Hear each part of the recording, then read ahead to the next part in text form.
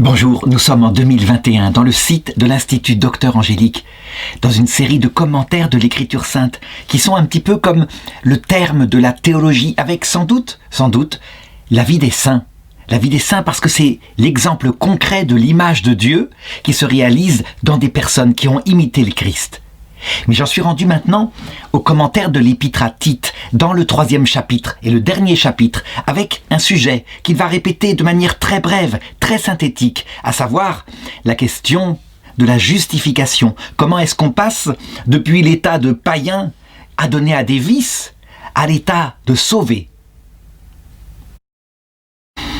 C'est un sujet qui, au cours de l'histoire, en tout cas dans l'Église d'Occident, a posé de gros problèmes au XVIe siècle. Et on peut dire que le grand schisme et la grande division de l'Église occidentale a eu lieu à cette occasion-là.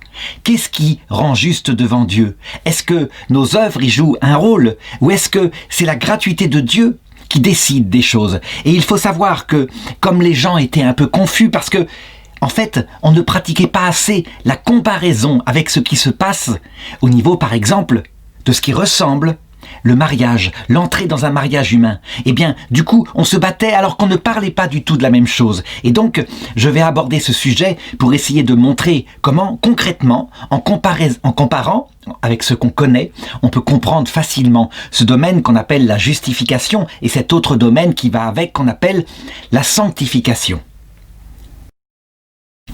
La sanctification, elle décrit plutôt la manière dont on devient, aux yeux de Dieu, parfait. Parfait, ça veut dire que on purifie l'amour et on entre, je dirais, dans une relation intime, de plus en plus profonde. Alors voilà comment commence le texte que je voudrais travailler à partir du verset 3 du chapitre 3, puisque j'ai étudié les 2 premiers versets dans la vidéo précédente. « Car nous aussi, nous étions naguère des insensés, des rebelles, des égarés, esclaves d'une foule de convoitises et de plaisirs, vivant dans la malice et l'envie, odieux et nous haïssant les uns les autres.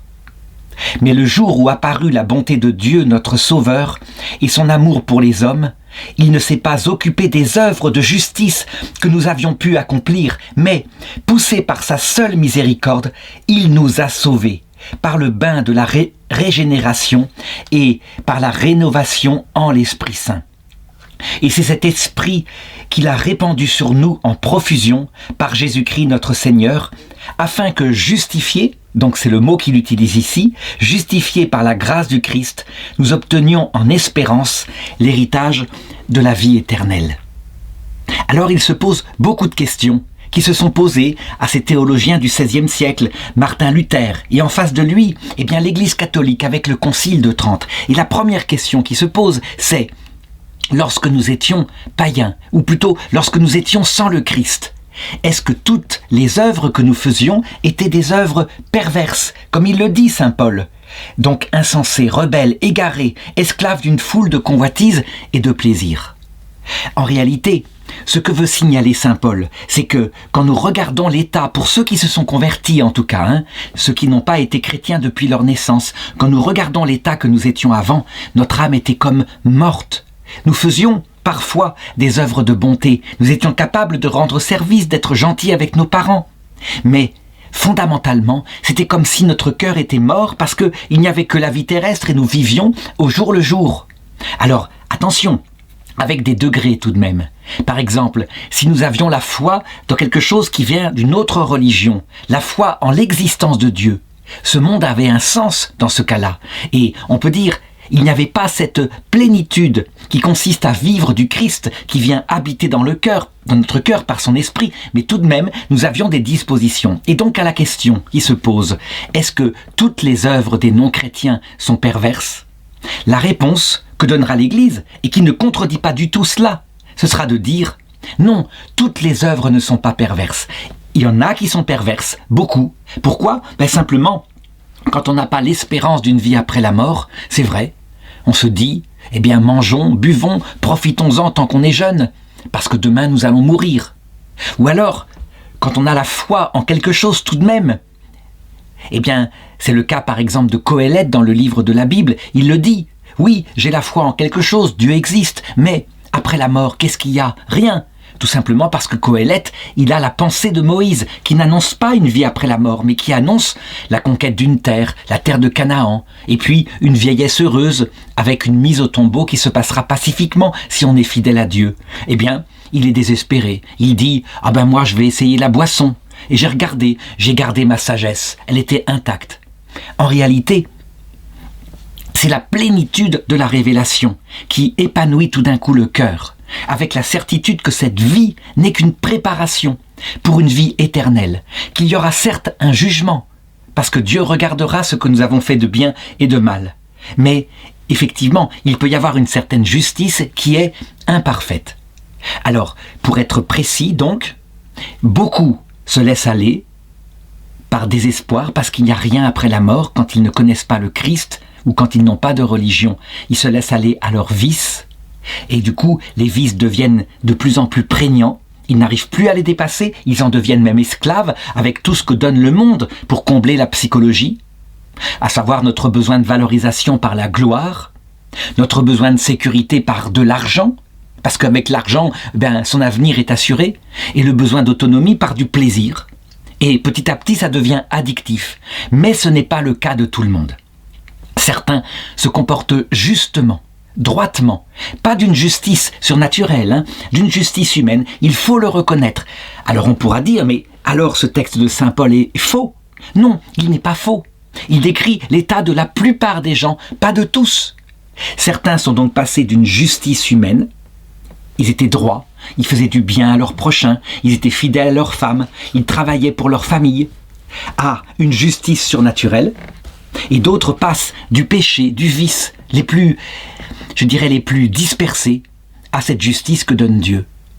En fait, en regardant l'état que nous avions avant de connaître le Christ, on peut dire que sûrement ceux qui avaient dans le cœur la plus grande angoisse, la plus grande soif d'absolu, désespérés, se livraient encore plus, passionnément à des vices, parce que ça comblait leur cœur, et c'est ce qui se passe actuellement quand on voit des jeunes qui se droguent. En général, c'est parce que leur cœur est fait pour un absolu, ils ne le trouvent pas, ils se créent un paradis artificiel.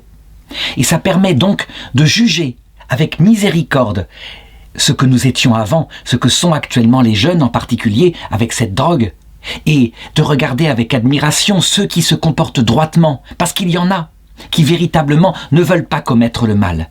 Ça existe, les deux existent. Et donc attention, ce texte-là ne suffit pas.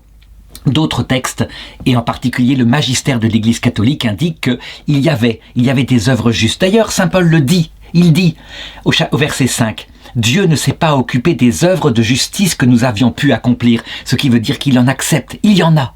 Oui, il y en a. Faire du bien à son prochain, donner à manger à celui qui a faim, donner à boire à celui qui a soif, Jésus le dit lui-même. C'est dans un passage de saint Matthieu. Il le dit, cette œuvre-là, allez à la droite de Dieu. Ça veut dire, vous allez être sauvés parce que vous avez fait du bien. Et ces gens-là répondront, mais quand est-ce qu'il nous est arrivé de te faire du bien à toi ? Et Jésus leur répondra, quand vous l'avez fait à l'un de ces petits qui sont miens, c'est à moi que vous l'avez fait. Donc voilà, il y a une valeur des œuvres de justice. Deuxième question. Est-ce que Dieu est venu nous chercher à cause de ces œuvres de justice que nous avions pu accomplir ? Et la réponse est non. Il est venu nous chercher gratuitement. Et ça, on peut le dire, Quand Martin Luther dit « Nous ne sommes pas sauvés à cause de nos œuvres, nous sommes sauvés à cause de la miséricorde de Dieu qui est venu nous chercher », c'est tout à fait vrai pour le point de départ.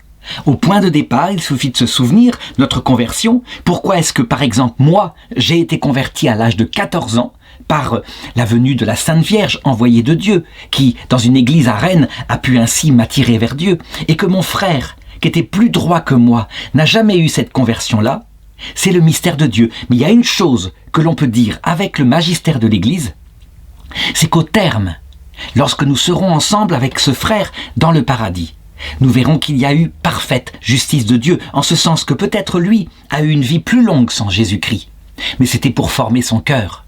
Et peut-être que moi j'ai eu une vie moins longue sans Jésus-Christ, et c'était pour me sauver aussi. Au terme, tous seront à égalité. Le salut aura été proposé à tout homme. C'est ce qu'affirme dogmatiquement le Concile Vatican II, mais qui est présent dans l'Écriture. Évidemment, Jésus est mort pour tout homme. Et la preuve, c'est qu'il est mort pour des gens qui riaient de lui à la croix.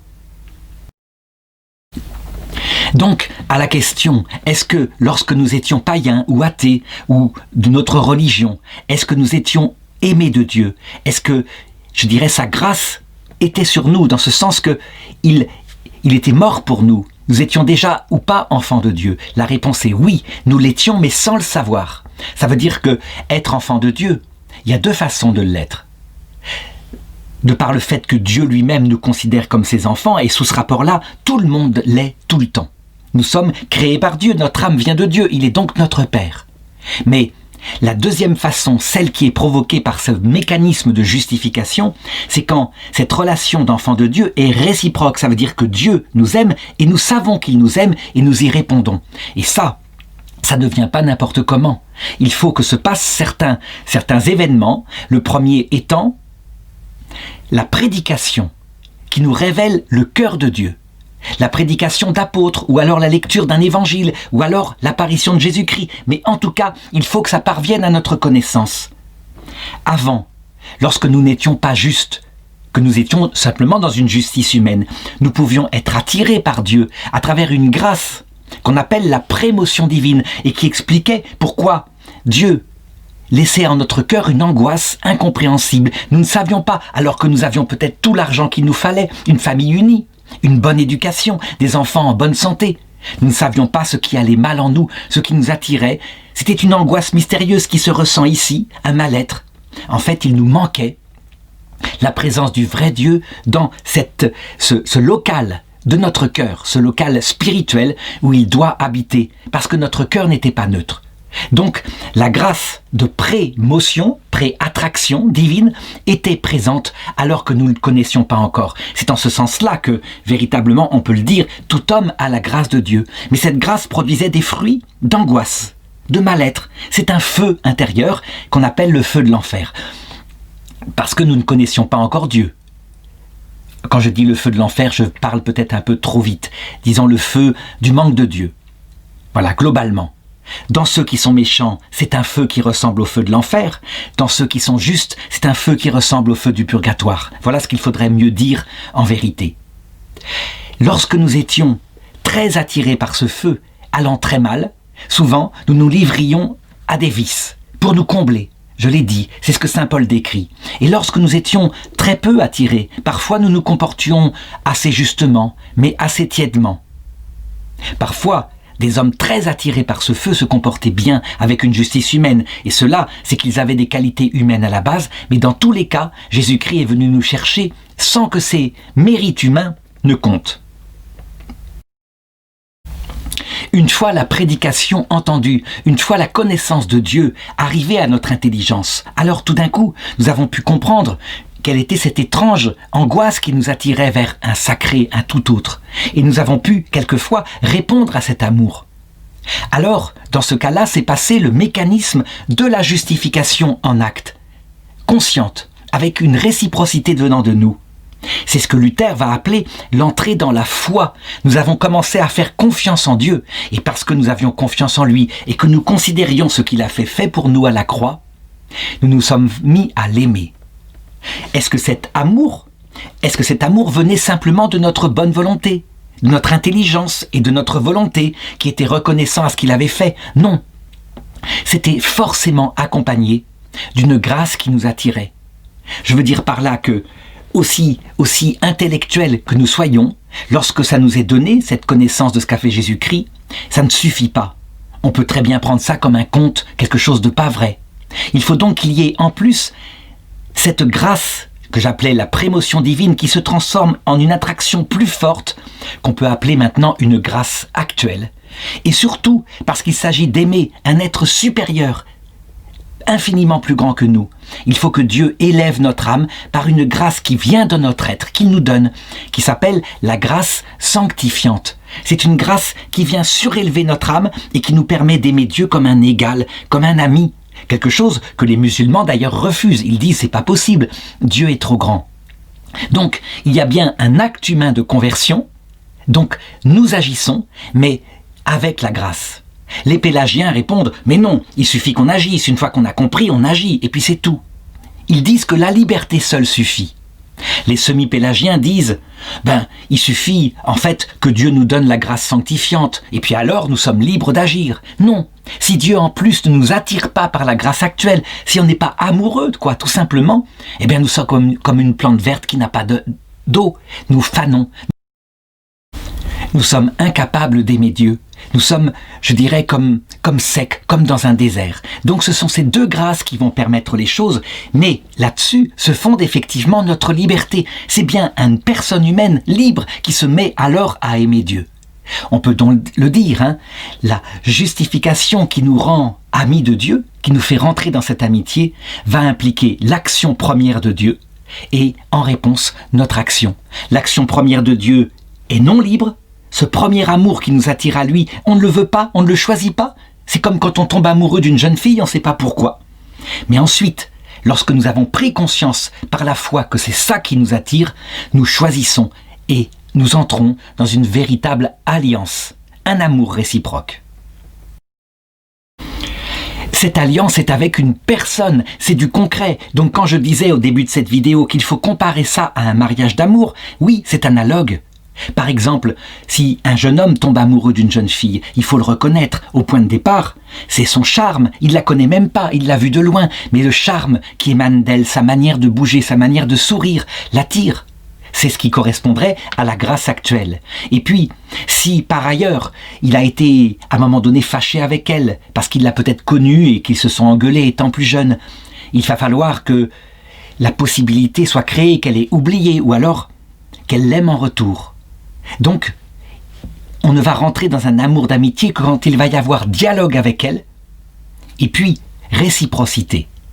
C'est un petit peu analogue à ce qui se passe dans le mécanisme de la naissance de la charité. Il y a donc bien une personne objective. On ne tombe pas amoureux de la femme en général. On ne tombe pas amoureux de Dieu en général. Mais c'est bien l'Esprit Saint qui va venir dans notre cœur. Et l'Épître à Tite le dit, cet Esprit, il l'a répandu sur nous avec profusion par Jésus-Christ notre Sauveur, afin que, justifiés par la grâce du Christ, nous obtenions en espérance l'héritage de la vie éternelle. Ça veut dire que cette justification-là est le début.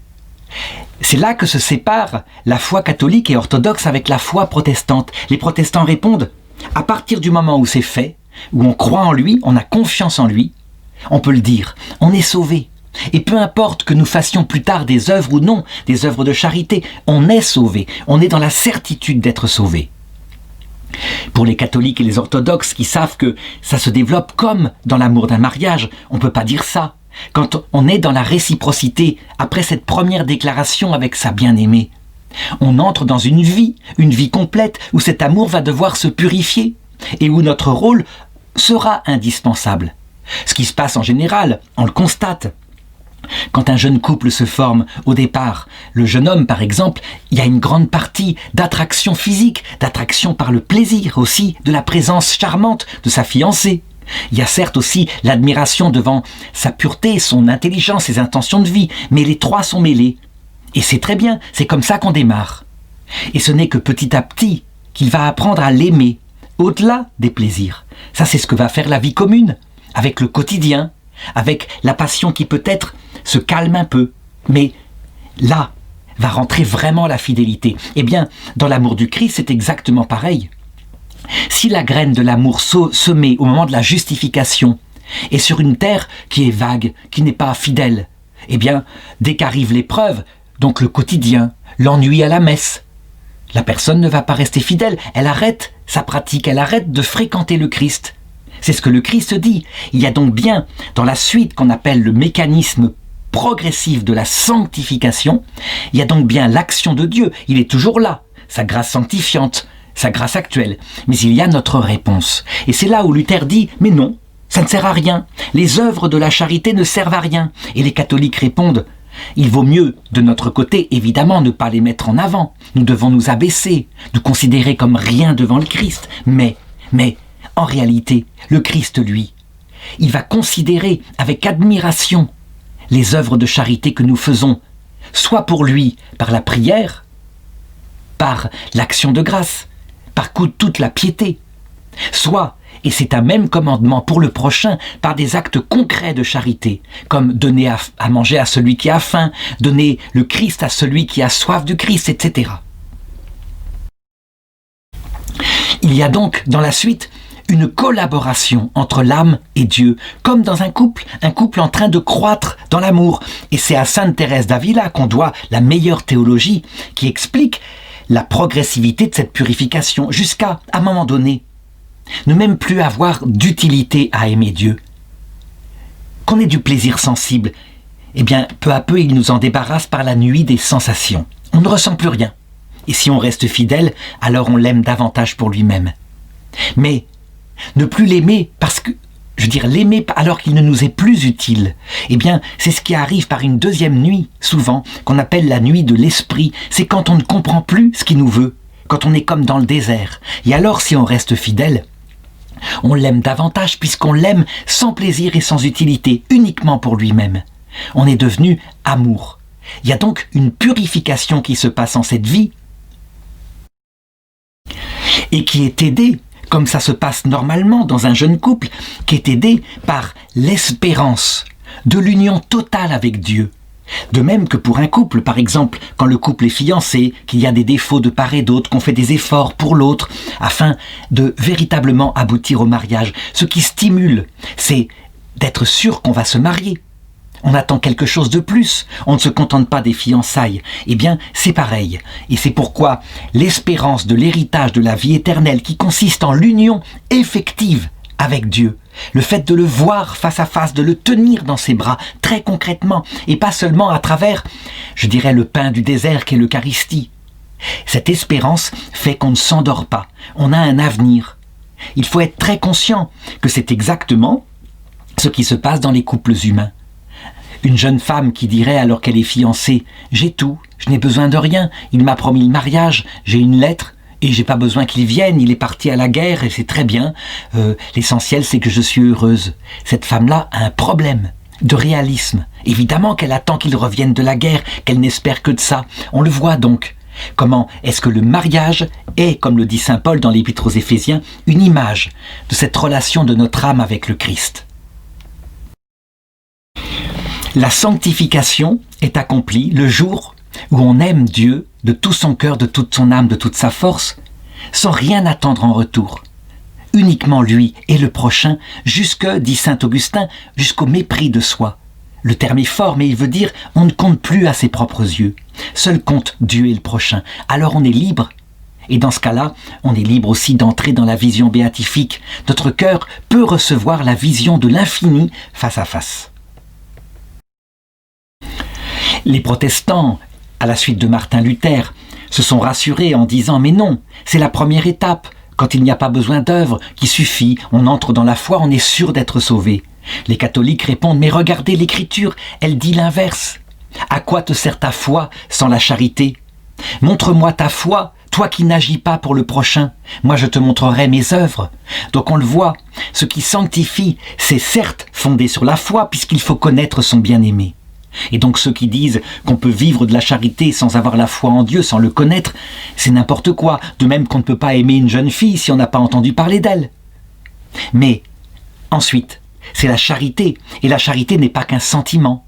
La charité, elle passe en acte avec des œuvres qu'elle produit, des œuvres pour Dieu et pour les enfants de Dieu que sont le prochain. Alors, au verset 8, eh bien saint Paul, il le dit à Tite.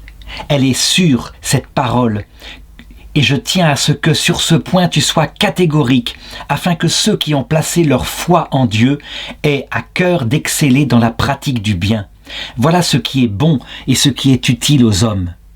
Ça veut dire donc qu'un évêque, quelqu'un qui veille sur une communauté, il doit avoir non seulement une théologie dogmatique qui lui permet de comprendre qui est Dieu, comment il a fait tout cela, mais aussi cette théologie morale qui permet d'expliquer au peuple de Dieu que le chemin vers Dieu ressemble à un amour comme dans un mariage qui se construit réciproquement, avec des crises, le pardon parfois parce qu'on a péché contre Dieu, et donc la possibilité de se repentir et de rentrer dans la grâce de Dieu, qui pardonne instantanément dès qu'il y a du repentir. Évidemment, nous savons que Dieu est bon, mais qu'on ne peut pas se contenter de ses lauriers, donc d'être celui qui a reçu la foi. Non, il y a une action très concrète.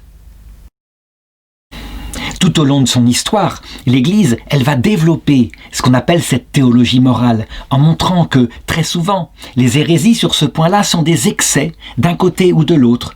Par exemple, quand j'ai développé tout à l'heure la justification de l'impie, il suffit que quelqu'un ait compris un des aspects et l'exalte au point d'écraser les autres et il entre dans une hérésie. L'hérésie, ça veut dire le choix en grec. Par exemple, les catholiques diront que Martin Luther, il a exalté la première phase qui se passe sans les œuvres. Là, il avait raison. Dieu vient nous chercher sans que nous ayons aucun mérite. C'est lui-même qui en prend la liberté. Mais, du coup, il a oublié le reste, la sanctification, où il y a les œuvres qui comptent, parce que la charité est un amour qui produit des actes concrets.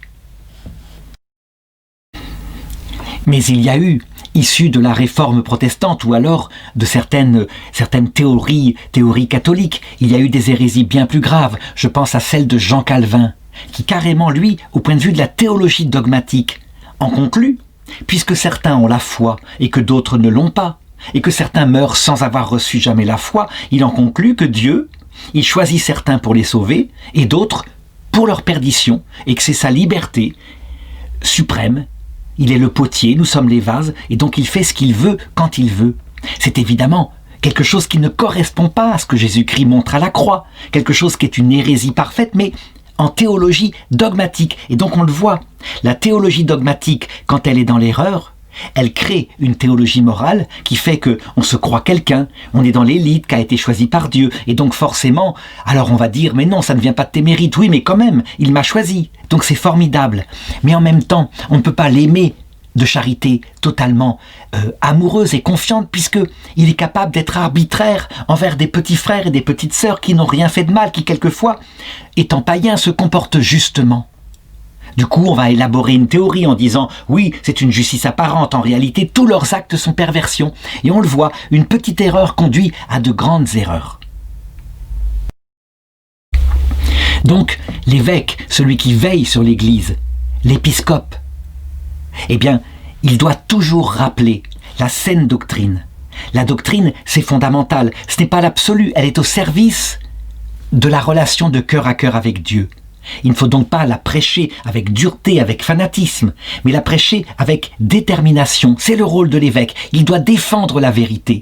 Et quand il voit une déviation, il la remet avec patience dans le bon axe. Parce que les déviations peuvent être à tous les niveaux. Qu'on se souvienne par exemple de la crise janséniste, qui est une crise plutôt catholique, qui consiste à dire « Dieu, on lui doit tout, et on est tellement indigne de lui. Donc, parvenons toujours vers Dieu en regardant notre indignité. » C'est un acte très bon. Le problème, c'est que les jansénistes exaltent tellement ce besoin d'humilité, de s'abaisser devant Dieu, qu'ils en oublient la relation de joie intime, réciproque qu'il y a avec lui dans la charité. C'est comme s'ils exaltaient l'humilité au point de rendre leurs fidèles tristes, n'osant jamais s'approcher de Dieu, parce que qui peut être digne de communier au mystère du corps et du sang du Christ? Nous sommes tous des pécheurs fiefés, et ils ont raison sous ce rapport-là. Alors l'évêque, il va rappeler, et c'est ce que fit le pape de Rome, que, attention, cette humilité doit être gardée, mais pas au point d'écraser la charité. Sinon, elle forme des cœurs tristes, morts, qui n'ont plus de zèle intérieur. Par contre, la charité, qui développe la joie, elle vient équilibrer ce qui serait excessif dans l'humilité. Quant à l'humilité, il ne faut pas la perdre au prétexte de la charité et du fait que nous sommes dans l'allégresse parce que nous sommes sauvés par un Dieu qui ne regarde pas nos torts, qui nous prend tel qu'on est. Si nous oublions l'humilité, alors nous finissons par nous croire quelqu'un, faisant partie d'une élite. Par exemple, ceux qui disent « Je fais la volonté de Dieu, je suis dans la volonté de Dieu ». Et ils suivent en cela, croit-il, Luisa Picaretta. En réalité, ils finissent par se croire quelqu'un. Et ils regardent avec un certain mépris ceux qui ne connaissent pas cette théologie mystique de très haut niveau. Ils sont peut-être dans la charité, mais comme ils manquent d'humilité, la charité se dégrade elle-même. Ne jamais oublier que sans le fondement, qui est le fait que nous ne sommes rien, des pauvres pécheurs, que nous n'avons pas d'illusion sur soi, même la charité se corrompt. Et voilà pourquoi, face à cette saine doctrine, eh bien, saint Paul rappelle à l'évêque que, en comparaison, il doit faire attention par rapport à tout ce qui vient, qui est vain. Par exemple, les folles recherches, les généalogies, les disputes, les polémiques au sujet de la loi, évite-les. Elles sont sans utilité et sans profit. Alors, que dire pastoralement par rapport à cela? Est-ce qu'il faut éviter, par exemple, de débattre avec quelqu'un qui, par exemple, mettrait en avant, eh bien, comme étant le cœur de la vie chrétienne, je ne sais pas, un rapport avec sa généalogie? Ça arrive pour des gens qui viennent, par exemple, du paganisme et qui ont eu le culte des ancêtres. Non, il faut au contraire en débattre. Simplement, comme toujours, ceux qui ont, dans la foi chrétienne, exalté les généalogies, au point qu'il n'y a que ça qui compte. Ils ne pensent qu'à recréer les généalogies des ancêtres. C'est un petit peu le cas des Mormons. Et heureusement, ils n'ont pas que ça dans leur foi. Ce serait les caricaturer de dire ça. Mais si c'est excessif, alors l'évêque, encore une fois, va remettre les choses à leur juste place. Oui, on peut faire des généalogies, pourquoi pas? Mais c'est pour prier pour ces ancêtres, afin qu'ils entrent dans la vie éternelle. Parce qu'il y a une communion des saints. Et si on ne reconstitue pas tout, peu importe, ce n'est pas grave. Évidemment que Dieu ne va pas résumer le salut de nos ancêtres au fait que nous avons baptisé leur généalogie. Dieu, il est mort pour les trésors que sont les êtres humains. De même, est-ce qu'il faut éviter toutes les disputes, toutes les polémiques? Je dirais qu'il y a dispute et dispute. La dispute qui est polémique justement, ça veut dire où on se bat comme chien et chat, où on impose des arguments contre l'autre, qu'on tourne en rond et qu'on a un esprit de manque de charité. On veut absolument avoir raison. Ça, il faut éviter, ça ne sert à rien. Mais la disputatio avec un hérétique, donc avec quelqu'un qui a fait un choix, ça veut dire on respecte sa personne, on le laisse s'exprimer, on répond par la vérité. Ça peut être très utile, puisque ça permet aux ceux qui hésitent, qui ne savent pas où est la vérité, de se faire un jugement. Et la vérité en elle-même, elle a la puissance de s'imposer. Ça ne sert à rien d'être angoissé dans son cœur en se disant « j'ai mal parlé aujourd'hui ». Non, il faut laisser faire l'Esprit Saint et la puissance de la vérité. Et les polémiques, comme ça, elles n'existent pas dans la charité. Je dirais que saint Paul, quand il dit les folles recherches, etc., évite-les, il parle évidemment de la curiosité vaine, ça veut dire des centres d'intérêt sans finalité. Mais au contraire, quand on prend les pensées des autres, de ceux qui ne sont pas encore fortifiés dans la foi, pour bien voir ce qu'il y a de vrai en elles, ce qu'il y a de faux, pour rectifier, on est bien dans le rôle d'un évêque. Mais il le fait avec charité. Il faut éviter en réalité la violence de certaines époques, où, parce qu'il y a discussion et que l'autre n'est pas dans la vérité, objectivement, on l'excommunie, on le maudit, on maudit sa personne, on le menace même de l'enfer. Non, on combat une erreur par la vérité, pas par l'argument qui touche l'homme. Au verset 10, il dit « Quant à l'homme de parti, après un premier et un second avertissement, rompt avec lui. » Donc, l'homme de parti, il faut comprendre de quoi il s'agit. Il y a certaines personnes qui sont effectivement tout le temps dans la polémique. Ça veut dire qu'on ne peut pas avoir une discussion avec eux parce qu'ils sont tout de suite, par exemple dans les coups au-dessous de la ceinture, ils vont attaquer la personne de l'autre pour l'abaisser devant le public et leurs argumentations n'hésitent pas. Ils sont plutôt dans quelque chose qui n'est pas une recherche de la vérité, mais la volonté d'avoir raison, et ils le font passionnément. Quand on essaye de discuter avec eux et qu'on voit que ça ne marche pas, peut-être parce que parfois ils ont un tempérament trop violent, trop passionné. À un moment donné, il faut savoir éviter de discuter avec. Ça ne sert à rien. On n'y arrive pas. Parce que, je dirais, l'autre ne laisse pas parler. Et donc cette polémique-là dessert l'évangile. Il vaut mieux trouver quelqu'un qui accepte, même s'il est hérétique, de discuter dans une recherche de la vérité, où chacun se respecte, comme je l'ai dit, et où la vérité, après, elle apparaît en pleine lumière, puisqu'elle a sa force en elle-même. Et le verset 11 conclut « Un tel individu, tu le sais, est un dévoyé et un pécheur qui se condamne lui-même. » Ça veut dire que face à quelqu'un qui est un hérétique au sens fort du terme, ça veut dire qui est dans l'insulte permanente, etc. Quelquefois, en le laissant faire, peu à peu, tout le monde se rend compte qu'il sort de son esprit non pas des paroles de paix qui pacifient, mais des paroles d'agressivité. Et donc, eh bien, sa propre pensée se condamne par elle-même. Il faut la laisser suivre son cours et elle finit par se détruire. Par contre, dès qu'il revient avec une volonté véritable de chercher la vérité, alors il ne faut pas lui refuser le débat, comme je l'ai dit, parce que c'est un respect par rapport à lui, et l'erreur ne fait pas de lui un maudit, loin de là. Ce qui fait qu'on l'évite, c'est quand l'erreur se transforme en hérésie. Ça veut dire, non pas recherche de vérité sincère, mais volonté d'avoir raison, quoi qu'il arrive, et de ne jamais céder à cause d'un orgueil, et non pas à cause de la conviction de la vérité. Voilà, je m'arrête là pour la substance de cet épître, et il reste à aborder, à lire rapidement, à partir du verset 12, les salutations finales de la lettre, où saint Paul, eh bien, il remet à titre certaines directives concernant des collaborateurs de l'Évangile. « Lorsque je t'aurai envoyé Artémas ou Tychique, hâte-toi de me rejoindre à Nicopolis. C'est là que j'ai décidé de passer l'hiver. Prends toutes les dispositions pour le voyage du juriste Zénas et d'Apollos, afin qu'il ne manque de rien. » On le voit, hein, c'est du concret. Ce sont des actes de charité. On n'envoie pas des gens comme ça qui ont une mission apostolique sans l'aide matérielle qui vient de la possibilité de la cotisation des églises. Les nôtres aussi doivent apprendre à exceller dans la pratique du bien pour faire face aux nécessités pressantes. Ainsi ne seront-ils pas sans fruit. Tu as le salut de tous ceux qui sont avec moi. Salue ceux qui nous aiment dans la foi. La grâce soit avec vous tous. Cette conclusion très pragmatique, où il est dit de s'occuper, d'organiser le voyage de personnes qui vont être au service de l'Évangile, permet de comprendre qu'un évêque, en particulier, il a forcément à gérer des biens matériels et de mettre à sa juste place l'argent dans l'Église. Certains demandent, mais est-ce qu'il ne faudrait pas, comme dans l'Ancien Testament, une dîme? Ça veut dire que les fidèles donnent 10% de leur salaire à l'évêque, et ainsi l'évêque pourrait survenir aux besoins de ceux qui sont envoyés, les prêtres, les diacres, les apôtres, etc. En réalité, il y a eu une discussion là-dessus au début des Actes des Apôtres. Lors de la conversion, au départ, certains donnaient tous leurs biens, sans exception, et ils renonçaient même à l'héritage de leurs enfants.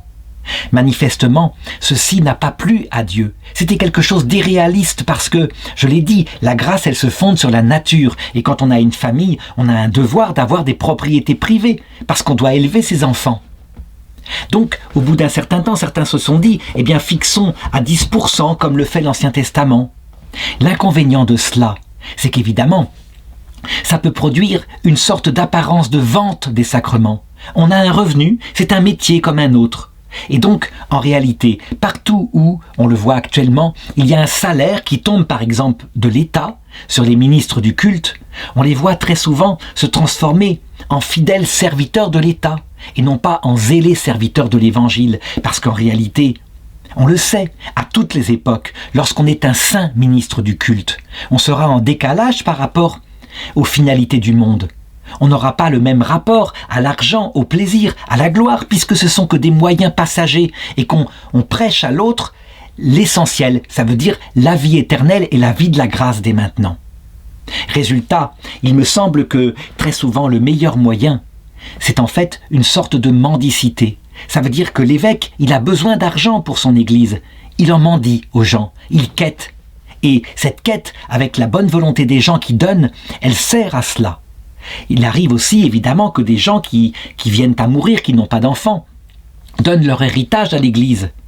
Il faut savoir que l'accumulation d'héritage au cours des siècles, parce que la grâce de Dieu, elle emplit le cœur grâce à l'Évangile, peut faire que l'Église devienne finalement très très riche, et même parfois trop riche, et alors elle s'embourgeoise.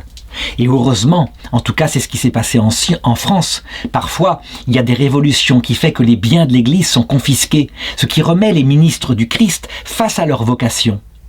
Donc la gestion de l'argent par un évêque, ce n'est pas n'importe quoi, elle est comme un moyen, mais un moyen extrêmement dangereux. Comme dit Jésus, il en faut, faites-vous des amis avec le malhonnête argent. Il le dit textuellement Jésus. Donc il ne faut pas être malhonnête, mais l'argent en lui-même, il conduit à la malhonnêteté. Ça veut dire qu'il faut s'en servir pour faire le bien, mais avec mesure comme dans tout. Ça veut dire savoir ce qui est excès de richesse, ce qui est excès de pauvreté, savoir que l'argent est un moyen, ne pas en faire une finalité, savoir repérer celui qui rentre dans l'église pour avoir une vie tranquille, ne pas accepter une telle vocation. Et j'aurais pu dire exactement la même chose sur la gestion de la gloire, ça veut dire la réputation que peut avoir un prêtre, qui est importante, mais qui n'est aussi qu'un moyen. Et Dieu peut parfois la retirer. Comme on l'a vu par exemple, ce qu'a vécu Jésus à la croix. Sa réputation a été retirée pendant quelque temps avant qu'il ne ressuscite. Et par rapport aussi au plaisir. Il y a besoin de plaisir. Même un prêtre a besoin de plaisir. Il a besoin de se détendre pour être un meilleur prêtre. Il ne peut pas être en hyper-extension perpétuelle. Sinon, il finira par craquer. Mais cette détente doit être faite dans un juste moyen. Ça veut dire sans abuser, sans aller trop loin. Tomber dans l'alcool, tomber dans la drogue pour un prêtre, c'est évidemment terrible. Et puis, tomber dans le sexe pour un prêtre alors qu'il a un vœu de célibat. Tomber dans l'adultère, c'est quelque chose de gravissime qui fait que pour le coup, sa vocation ne peut pas subsister. Dans ce cas-là, il doit être réduit à l'état laïque. Bref, comme tout homme, ceux qui se consacrent à Dieu, ils doivent apprendre à gérer de manière équilibrée plaisir, honneur et argent.